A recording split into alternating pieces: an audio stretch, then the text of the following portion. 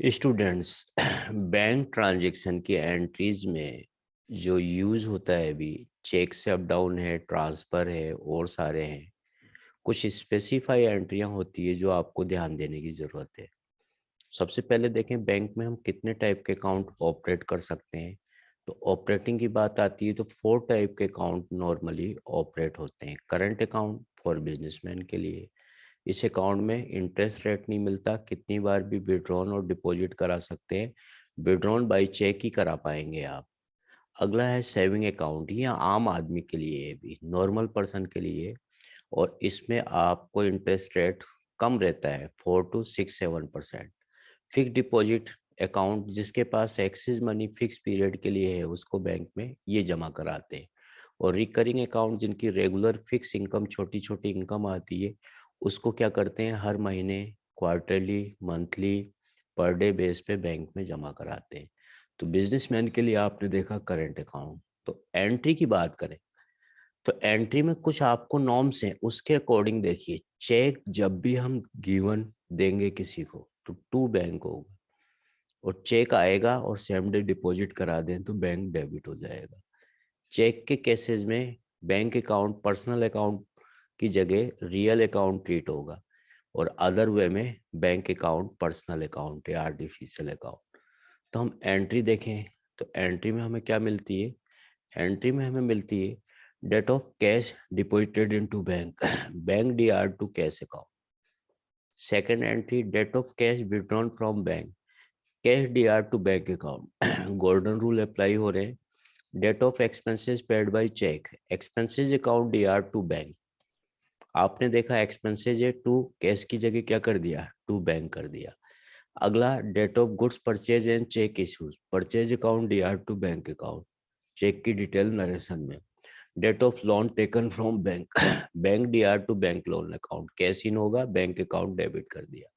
Date of goods sold and cheque received, bank DR to sales account. ये कैसे है, same day हम cheque को बैंक में डिपॉजिट करा दें।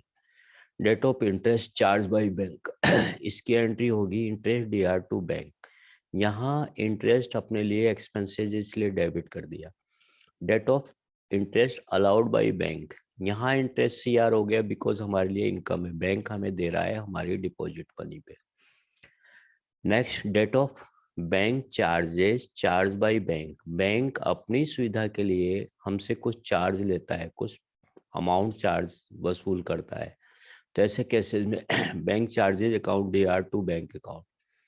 अगला देखा, date of customer directly cash deposited into bank, कोई कस्टमर हमारे बैंक अकाउंट में डायरेक्टली डिपॉजिट करा दे कैश, तो हम क्या करेंगे, bank DR to name of customer या डेटर से उसको क्रेडिट कर देंगे। Date of bill discounted from bank, B R, bank से डिस्काउंट कराया जाए तो बैंक डीआर, जितना एक्चुअल रिसिप्ट हुआ, डिस्काउंट अकाउंट, जितना आपको रिबेट मिली, छूट मिली, टू बी आर का gross up amount.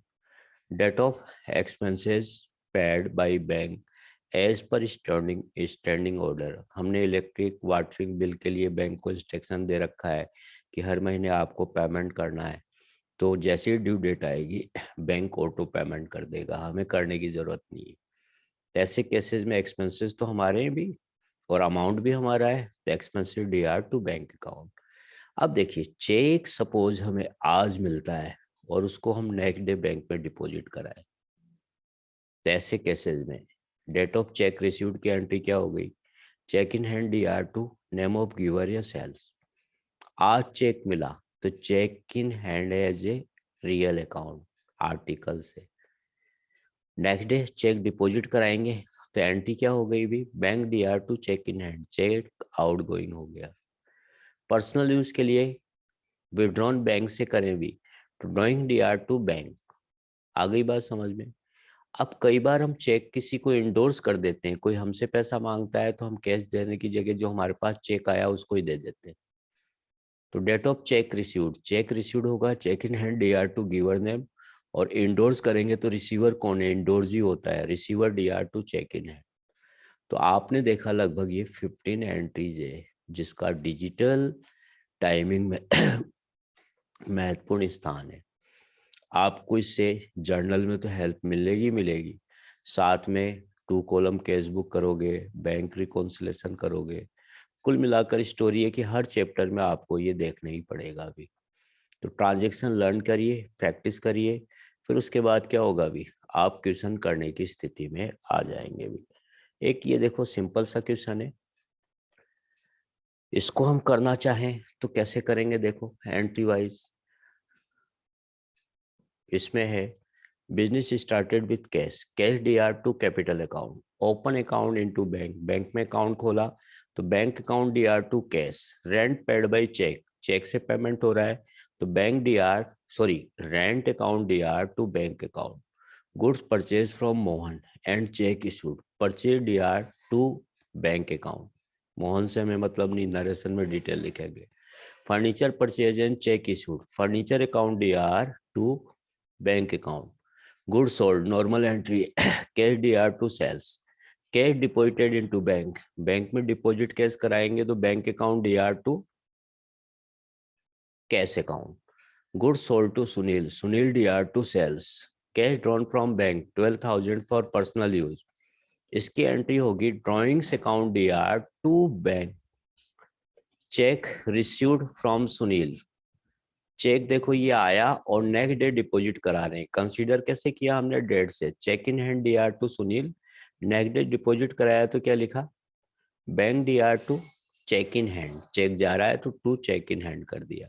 Check book issued by bank, stationery charge करेगा अभी तो इसमें क्या करेगा, bank charges DR to bank, life insurance premium paid by bank, इसकी एंट्री होगी drawings account DR to bank, salary paid by cheque, इसकी entry होगी salary account DR to bank, income tax paid by cheque, income tax treated drawings account, so drawings account DR to bank.